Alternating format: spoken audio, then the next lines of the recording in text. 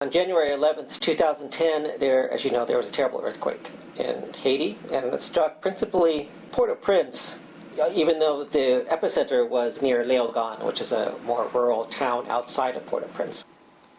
Qu'est-ce que le séisme veut dire pour les Haïtiens? Comment est-ce qu'ils expriment cette interprétation, cette signification? Et comment est-ce qu'ils incorporent actuellement, et comment est-ce qu'ils vont incorporer le séisme dans leur vie, dans la vie sociale, dans la vie culturelle?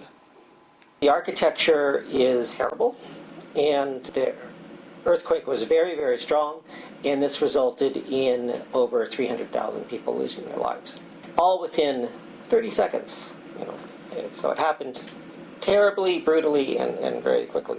I'm interested in the way that people engage in what I call humanistic activities in order to recover from disasters. I really think that the essential qualities of human beings in their relationship or their reaction within these kinds of situations doesn't change fundamentally over time. Technology changes, but that really doesn't affect the fundamental human response that people have. There's a way of doing small, routine, everyday things that helps put some kind of order on your world. It helps you reconstruct it. It was really about the way that people are trying to create a sense of place, of normalcy, of continuity, of community, of belonging, of meaning.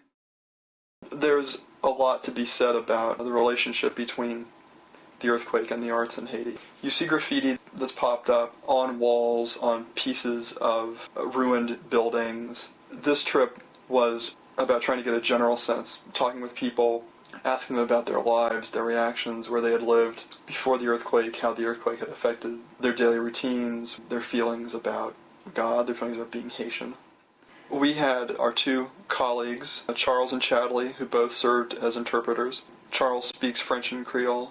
Chadley speaks French, English, Spanish, and Creole. When we interviewed people who didn't have French, one of them would do the interpreting for me. And so I would ask questions in French, and they would understand my question, because Haitians understand French even if they can't speak it, if they don't produce it actively. We were asking people, what happened to the place you had lived? What happened to your family? What do you think this means? Why do you think this happened? Church is extremely important for Haitians. There are masses every morning, every Sunday in particular, that are attended by large numbers of people. And this was especially true on the anniversary of the earthquake. The way this restores order is that it brings people together and involves a lot of singing.